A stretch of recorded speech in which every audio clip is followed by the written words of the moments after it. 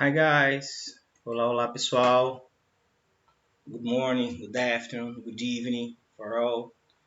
Bom dia, boa tarde, boa noite para todos. Não sei a hora que vocês vão estar assistindo essa aula, né? Você especificamente, meu caro aluno, vai estar assistindo essa aula. Então, eu estou aqui disponibilizando essa segunda videoaula. Sim, é a segunda videoaula. Nós tivemos uma primeira videoaula, falando só um pouquinho sobre ela. Foi a videoaula que nós revisamos o to be verb, né? O verbo to be, né, onde foi feito um mapinha mental, explicando bem direitinho as coisas mais importantes, as coisas que tem mais importância que vocês precisam saber sobre esse verbo, né? Mas claro, isso foi trabalhado presencialmente em aulas, né? E também eu aproveitei a ocasião aqui da videoaula 1 para fazer essa revisão, certo? Então, as páginas envolvidas desse tópico, né, do capítulo 1, 12, 13, 16, 17, 109, 110, todas essas páginas foram trabalhadas também em sala, então assim, foi só uma revisão, não passou disso, né, a primeira videoaula. A segunda videoaula, né, também é uma revisão, certo? Então, assim, a gente ainda está no foco da revisão, só a partir da terceira videoaula que a gente vai começar a trabalhar conteúdo novo. Eu resolvi adotar esse formato de aula, porque como a gente está trabalhando uma forma diferente de aula, uma modalidade diferente que é a videoaula, é interessante também a gente trabalhar o princípio, né? Então, o que é importante? O verbo to be e o dare to be para a prova, né? Então, estou fazendo isso em videoaula também, né? Então, essa segunda vai ser uma revisão também. O que tem diferente é que na primeira videoaula não foi passada uma atividade de casa. E nessa videoaula eu vou passar uma atividade de casa, conforme vocês já estão vendo aí, ó, no card aí embaixo, tem aí as páginas da aula de hoje, né? Página 21, 22, página 110, 111, né? E também tem o homework de vocês já adiantando, né? Que é a 22, 23, 26 e 27. Note que tem um e-mail também no card aí, não é? Esse e-mail, pessoal, é onde vocês irão enviar a atividade de casa. Mas quando nós chegarmos na atividade de casa, eu explico bem direitinho para vocês o processo. Por enquanto, agora eu preciso que você preste atenção, porque nós vamos iniciar a nossa videoaula, né? Então, o que é que você está vendo aí? Você está vendo um slide, e esse slide ele está falando, ele está mensurando o dare to be, não é isso? Então, o que é que você precisa saber sobre o dare to be? Primeiro, é um verbo, certo? Ele é um verbo haver no sentido de existir. Como assim o verbo haver no sentido de existir? É muito comum por parte de vocês haver um entendimento que se é to be, né, é o verbo ser, o verbo estar. Beleza. Só que eu preciso que vocês entendam que nesse caso aqui, né, há a presença do there, não é isso? Então você tem, ó, o there is e o there are, porque a gente está trabalhando primeiro o present simple e depois no próximo slide a gente trabalha o past simple. Então, quando tiver o there seguido ou do is ou do are, significa existe, se for there is, significa existem, se for there are, certo? Pode ser também há, ok?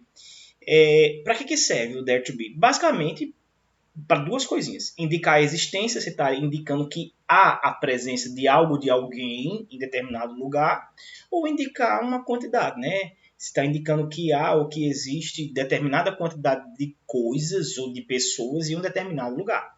Traduzindo aqui, ó, there are two big schools near my house. Existem duas escolas grandes perto da minha casa. Então aqui é a existência. Já no outro exemplo, ó, there are 22 rooms in that hotel. Existem 22 quartos naquele hotel. Então, veja, pessoal, o que é que a gente começa aqui falando assim sobre a estrutura do dare to be no present simple. Veja só, existe a ideia do singular e do plural. Eu já disse, there is é para o singular, there are é para o plural. Certo? Então, não tem mistério. Ah, professor, entendi. Então, quer dizer que se estivesse falando só de uma escola, por exemplo, there are, no caso, o there, aí eu tiraria o are, botaria o is, se no lugar desse to fosse one school, one big school, exato. Né? Então, como aqui está falando de plural, ó, two big schools, então por isso que eu usei o are. Se fosse um singular, seria o is. Ah, esse entendimento é tranquilo, não é? É super de boa.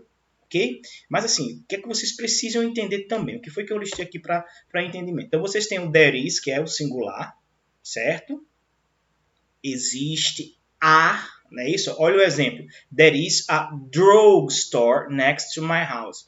Há uma drogaria perto da minha casa. Como aqui é uma, está no singular, então por isso que eu usei o there is, certo? Olha só, vamos ver aqui. A existe, o there is tem essa tradução. A existe, ok? Porque está no singular. Toma cuidado com isso, certo? O que é que a gente tem aqui? A gente tem o there is not. Veja, se é a forma negativa, então eu estou falando do não há, não existe, né? Porque tem a presença do not, é uma negação. Só toma cuidado com uma única coisinha que eu sempre vejo alunos fazendo isso. Esse not, estão percebendo aí, ó, o not que está aqui, né, ó, sempre após o verbo to be. Você vai colocar esse not sempre após o is, sempre após o are, que eu vou já falar, certo? Nunca antes. Então é incorreto, é equivocado você colocar o not antes do is. É sempre após. Ok? Então, se você faz isso, se você acrescenta o not na construção com o there is e coloca esse not após o is, você está fazendo uma oração negativa. E na forma interrogativa, o que é que você faz? Olha só a observação. O verb to be no começo da oração. Ou seja, você vai colocar o verbo to be no começo, antes do there, is there, e depois você repete toda a construção. Certo? Claro que no final da construção, não se esqueça de pôr o ponto de interrogação. Professor, na forma negativa, there is not a calculator in my school bag. Não existe uma calculadora na minha mochila. Certo? E na forma interrogativa, is there a good movie on TV today? Está perguntando se existe um bom filme na TV hoje. Certo? Então aqui ó, foram construções diferentes. Né? Em geral, quando eu explico, eu gosto de colocar a mesma construção na forma afirmativa. Daí eu nego, daí eu interrogo. Mas aqui está super de boa, né? Porque a ideia é a mesma. É você converter a construção para a forma afirmativa. Na forma negativa, põe o not após o verbo to be. E na forma interrogativa, pega o verbo to be, no caso o is, e põe no começo da construção. Certo? Tem a resposta curta aqui, o short answer. Toma cuidado, que no singular vai ser yes, there is, ou no, there isn't. Veja, toma por base essa pergunta aqui. Is there a good movie on TV today? É a pergunta. Há um bom filme na TV hoje? Se a resposta fosse afirmativa, seria yes, there is. Sim, há. A resposta sendo negativa, no, there isn't. Não, não há. Toma cuidado que na resposta curta você vai usar o there to be da pergunta. No caso é o is there. Só que como é uma resposta, aí você escreve na forma afirmativa, there is.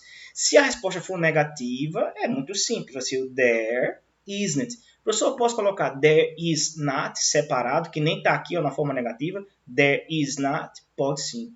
Tanto faz se você escrever is not ou isn't. É a mesma coisa. Veja aqui, ó, contract forms. Né? Então, there's ou there is. There isn't ou there is not.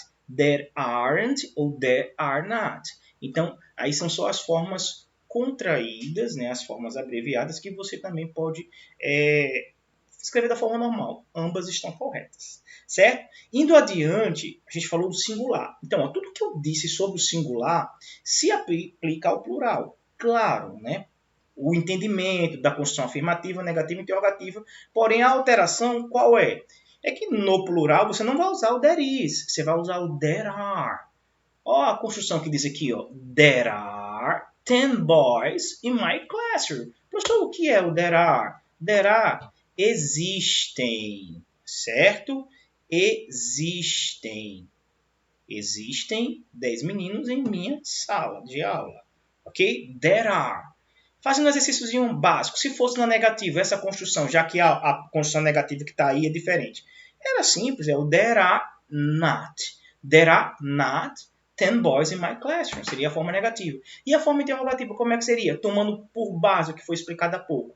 O are there. Não é isso? Ó? Então, veja. Toma cuidado que o there are not, certo? O not, ó, sempre após o are. Toma cuidado com isso. E na forma interrogativa, o verbo to be, o are, antes do there, né? Ah, professor, é o mesmo raciocínio do singular, né? Só que no singular é there is e no plural é there are. Exatamente. Ah, professor, isso não tem nenhum mistério. Tem não. É super intuitivo. Inclusive, até já estudou isso, né? Isso é só uma revisão, é por isso, talvez por isso que seja um negócio bem mais tranquilo, né? Assim? Mas a gente falou do there to be no presente.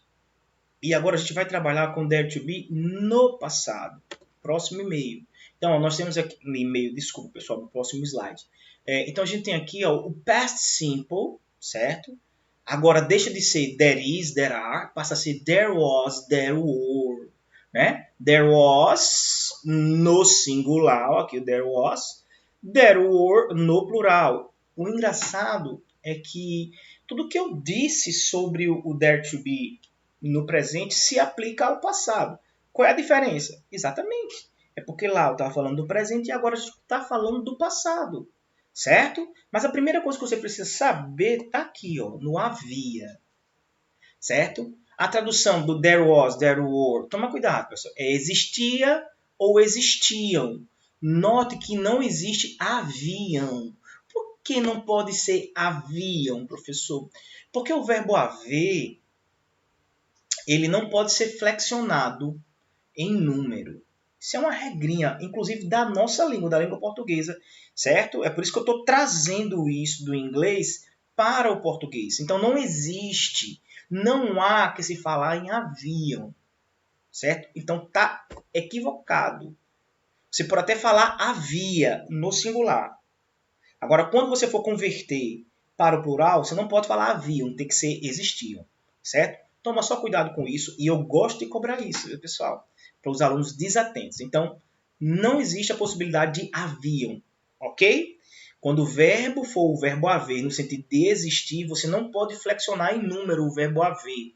O verbo existir, ele pode ser flexionado. Então, existia ou existiam. Agora, havia, não existe haviam. Por favor, certo? Toma cuidado com isso. Então, olha só, o que é que a gente tem aqui? É o mesmo preceito básico, nós temos o there was, que é o singular, que é o existia, que é o havia. There was a charitable bingo at the club last night. Né? Tipo, ia ter uma rodada de bingo no clube na noite passada. Né? Houve ou existia um bingo no clube na noite passada, ok? Então, ó, toma cuidado, havia ou existia, certo? Na forma negativa, o preceito aqui é o mesmo. Note que lá no presente era isn't, aqui é wasn't. Toma cuidado, porque o not sempre após o verbo. Professor, você optou aqui por fazer na forma abreviada, não é? Então você pode fazer tanto assim, ó. There wasn't, que nem está aqui. Ou você pode escrever assim, ó. There was not, que é a forma normal. Ambas estão corretas, ok? Então veja, toma cuidado que o not é sempre após o verbo to be. É por isso que às vezes eu prefiro que o meu aluno ele coloque a forma contraída, a forma abreviada, porque daí ele não erra nunca, né? Que quando ele opta por colocar na forma normal, digamos assim, sem ser abreviada, tem alguns que pegam o not e põem na frente, então fica errado, certo? E na forma interrogativa, da mesma forma que lá era o is there, aqui vai ser o was there, certo? Trazendo o verbo to be, ó, na forma interrogativa, traz o verbo to be para o começo da oração. Na forma negativa, there wasn't a school on this street in 2003, né? Não havia uma escola nesta rua em 2003. E a forma interrogativa, was there a teacher at school last Saturday? Havia ou existia um professor na escola sábado passado? Forma curta é o mesmo preceito, só que aqui é com o verbo to be no passado. Havia um professor na escola sábado passado? Yes, there was. Sim, havia. Então, ó, você pega o was there que está aqui, inverte, porque é uma afirmação. Yes, there was. E se fosse negando, no, aí seria no, there wasn't. Mesmo raciocínio. Certo? Aí, o que a gente tem aqui? Ó? O plural, there were. Eu posso dizer haviam bastante crianças? Não, existiam bastante crianças. Ó. There were a lot of children at the bar. Existiam bastante crianças na festa, certo? Toma cuidado com isso. Singular no passado, o verbo haver no sentido de existir, there was. Plural no passado, o verbo haver no sentido de existir, there were. Toma cuidado com isso. No presente, singular, there is. Plural, there are. No passado, singular, there was. Plural, there were. Toma muito cuidado com isso. Na forma negativa, não pode... Sim, claro que aqui ó, é existiam, não pode ser haviam. Na forma negativa, claro, there weren't, né? Colocando, juntando o were com not fica weren't. Mas você pode, ó, só reiterando, fazer da forma separada, were not. Toma cuidado ó, que o not sempre após o verbo to be, certo? There weren't good dancers in our last school talent show. Existiam boas ou bons dançarinos no nosso último show de talentos da escola, certo? É isso aí. No caso é não existiam, não é isso? Não existiam bons dançarinos no nosso show de talentos da escola. Não existiam. E perguntando, claro, traz o verbo to be para o começo, ó, o verbo to be no começo da oração, repetindo a questão da construção. Were there restaurants at the shopping mall? Existiam restaurantes no shopping, certo? Ótimo. Vejam só. Forma curta aqui. Yes, there were, né? É só você inverter, né? Você tem o were there, você faz o quê, ó? There were, certo? Beleza? Para a resposta. Yes, there were. Sim, existiam. Ou então, no, there weren't. Não, não existiam. Veja, ó, esse conteúdo ele é muito intuitivo. Eu expliquei assim num ritmo bem acelerado, porque eu estou partindo do princípio que você já revisou isso comigo. Então aqui é só uma revisão por desencargo de consciência, certo? Outra coisa que nós também já fizemos revisão, está aqui, ó. Personal pronouns. É uma revisão, certo?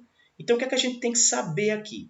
Né? Esse conteúdo está aí na página 22, material de vocês, está na página 111 também. Então, o slide que eu retirei foi lá da página 111, certo? Ele está mais detalhado, mas na página 22 também tem uma explicaçãozinha aí. Os personal pronouns correspondem aos subject pronouns. Quem são os subject pronouns? I, you, he, she, it, we, you, they. Pronomezinho que vocês estão cansados de saber, né? Desde o quinto ano que vocês trabalham com esses pronomes na íntegra. E os object pronouns, que são me, you, him, her, it, us, you, them. Certo? São os personal pronouns. Mas o que é que importa pra gente? Saber os subject pronouns. Subject pronouns. Veja, o que é o subject pronouns? São usados como sujeito das orações. Se eles são usados como sujeito das orações, eles são usados antes do verbo. Então, olha só, os subject pronouns, que são esses pronomes aqui, eles serão usados sempre antes do verbo. Toma cuidado com isso.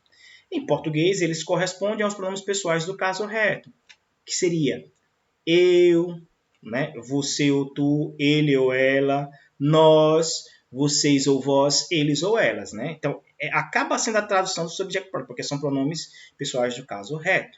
Mas a informação importante para essa aula é que, em inglês, esses pronomes aqui eles serão usados antes do verbo, certo? Ao passo que os object pronouns são usados como objeto, direto ou indireto. Aí aqui, ó, e vem após o verbo ou preposições. Aí eu coloquei assim, ó, usados. Pessoal, tem até um errado aqui, não é antes do verbo, é após o verbo. Então isso aqui está errado.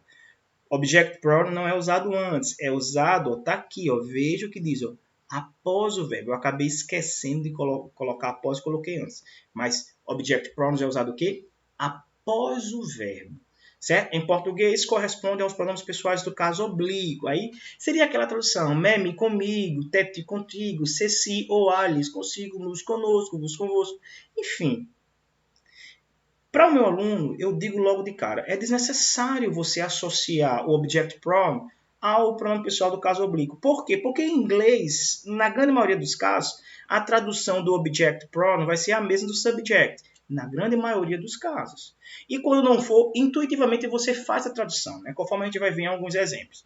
Mas assim, eu sei que toda a vida que eu falo sobre essa aula, alguns alunos falam, professor, às vezes eu esqueço a tradução desses tipos de pronomes. Eu fui e coloquei aqui, ó. Tá aqui a tradução. Na primeira pessoa do singular, I quer dizer eu. E o me, também eu. Na segunda pessoa do singular, you, né, para ambos os casos. You como subject e you como object. Quer dizer você. Na terceira pessoa, he, que é ele, e him também ele, she, que é ela, e o her também é ela, e o it, que pode ser ele ou ela, né? Para ambos os casos. We, nós, e esse as também pode ser nós, pode ser nós também. Esse segundo you, vocês, né? Para ambos os casos. Eles ou elas para they ou them. Certo, galerinha? Então, basicamente a tradução é a mesma, né? Então, assim, a gente já praticou isso, né, em algumas atividades. O que é que eu quero que vocês entendam? Primeira coisa, a substituição devida, né, do sujeito dos objetos da oração por pronomes pessoais, né, por personal pronouns de maneira adequada. Então, olha aqui o exemplo. Elisa and I. Elisa e eu were at the park with Carlos. Estávamos, verbo to be no passado, revisamos na aula passada, at the park, no parque com Carlos. Então, aqui a dinâmica é substituir um pronome que substitua esse sujeito, Elisa and I. Ora, bolas, Elisa and I somos nós. Não é isso? Agora a questão é, esse nós é para ser antes ou depois do verbo? Claro que é antes do verbo. Como é que é nós antes do verbo? We. Então, ó, por isso que aqui ficou we. We were at the park. Nós estávamos no parque com... Aí, olha só, Carlos. Com ele. Em português, ele. Mas a pergunta que não quer calar. Esse ele vai ser he ou him? Como Carlos está depois do verbo, então eu não posso usar o he. Eu vou usar o him. Lembra que eu coloquei alguns exemplos no quadro, na nossa aula presencial sobre isso? Eu lembro até que eu coloquei exemplos com questões objetivas. Então, toma cuidado com isso. Vamos aqui, para esse segundo exemplo. Robert loves Julia. Robert está antes do verbo, que é o verbo amar. Então, vai ser ele, he, certo? E Julia, como está após, vai ser ela, mas não pode ser she. Então, vai ser o her. E se fosse o contrário? Julia loves Robert. Daí Julia seria ela, porque está antes do verbo. E Robert, daí Robert seria him. Né? E continuando a tradução para ele, porém não podendo ser o he, que é subject, teria que ser him. Não é isso? Bom, galerinha, olha só, o que é que a gente tem aqui? Essa nossa segunda aula foi uma revisão dos conteúdos do capítulo 2, certo? A gente encerra aqui esses conteúdos, né? Eu já passei até algumas atividades para vocês, porém as páginas 22, 23, 26, 27 não foram para casa ainda, eu estou passando agora. Por falar em atividade de casa, né? Lembra desse e-mail aí que está aí embaixo, no cardzinho aí? Ótimo, então esse e-mail é para onde vocês irão enviar as atividades. Deixa eu só sair daqui, certo? Deixa eu ir aqui para a nossa atividade. Deixa eu ver. Pronto. Olha só, essa é a primeira questão, a questão do número 7, lá da página 22, certo? O que é que vocês têm aqui? Vocês têm uma timeline, né, uma linha do tempo, que começa em 1284, se estende até 2011, certo? Inventions and Facts, né, essa timeline ela é baseada em invenções e em fatos, certo? Então vejam, quando que foram inventados os óculos, o telefone, a Coca-Cola e por aí vai, certo? Então é uma timeline. Essa timeline ela também tem outros eventos aqui embaixo, né? Não passei, mas está tudo aí embaixo, certo? Então olha só aqui. Massa, galera. Show de bola. Então a base da atividade vai ser essa timeline. O que eu quero de vocês? Olha só. Vocês vão responder Tzinho se a construção for verdadeira ou F se a construção for falsa. Vamos aqui a um exemplo. There was Coca-Cola in 1886. Traduzindo, existia Coca-Cola em 1886, então a gente vai olhar. Opa! Na timeline diz que sim, né? Porque ela foi inventada nesse ano. Então não existia. Nesse caso, você vai botar o que aqui? Um F ou um T? Exatamente, você vai colocar um Tzinho. Ponto. Então você vai analisar todas as informações aqui, colocando T se for verdadeiro, F se for falso. Beleza? É a única atividade da página de número 22 que eu quero de vocês. Certo? Aqui é a explicaçãozinha, né, do que eu acabei de fazer sobre os Object Pronouns. Aí nós vamos para a página 23. O que é que vocês vão fazer? Check the appropriate alternative to complete the dialogues. Aqui é o seguinte, galera. Vocês vão marcar a alternativa que é apropriada para a lacuna. Certo? Então, qual é o tópico aqui a ser estudado? São os pronomes pessoais. Né? Os preceitos eu acabei de revisar com vocês. Então, com base nesses preceitos, você vai tentar responder na questão 8, letra A, B, C e D, certo? Ok? Só tem uma resposta. Ou é a número 1 ou é a número 2. Super tranquilo isso daí, né, galera? Puxa vida. Basicamente, olhou a sentença, você já vai conseguir descobrir qual que é.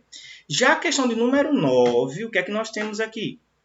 Na questão 9, there are mistakes in the sentence below, né? Há erros nessas construções. Vocês vão reescrevê-las, corrigindo-as, certo? Então, veja, aqui já tem um modelo. There was many banks on this street. Então, aqui você pode corrigir de duas formas. Se você entender que essa construção, o erro dela é o was, então você vai trocar pelo were. Agora, se você entendeu que o erro dela não é o was, é o banks, o que é que você faz?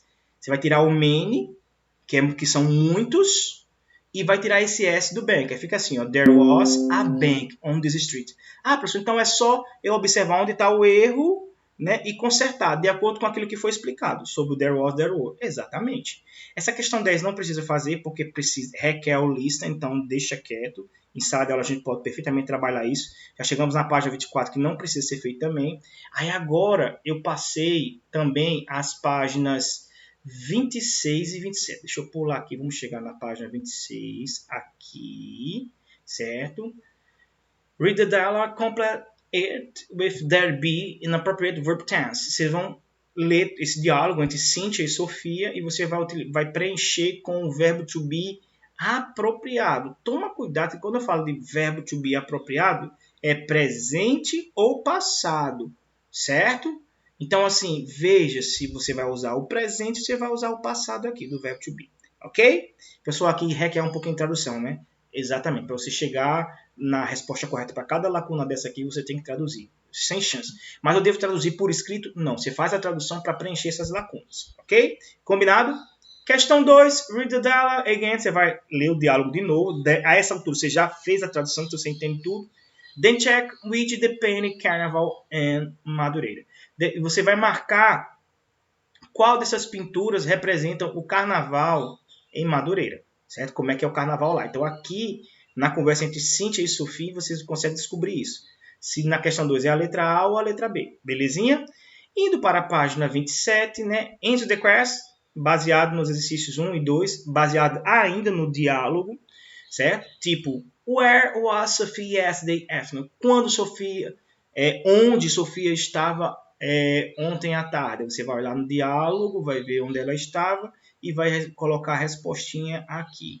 Professor, são respostas longas, não é? É. E ó, não cabe, deixa eu ver aqui. Aqui não cabe resposta curta. Aqui cabe resposta curta porque não tem nenhum interrogativo word. Aqui cabe resposta curta. Aqui não cabe resposta curta. Aqui cabe resposta curta e aqui não cabe. Em algumas construções cabe resposta curta, se você quiser usar, fica à vontade, em outras não. Diga aí, professor, de novo, quais as que não pode ser resposta curta? Letra A, letra D e letra F. Certo? E como é que eu sei, professor? Porque ó, na letra A você tem o where, você tem o onde, que é um interrogativo word, não cabe resposta curta. Na letra D você tem who, quem, que também é um interrogativo word, então não cabe resposta curta. Na letra A, o what, o que ou qual, que também não cabe, certo?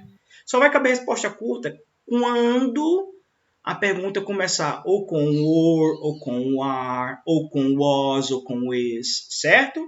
Ok? E eu acredito que só. Peraí. Essa questão 4 aqui requer um áudiozinho para você responder.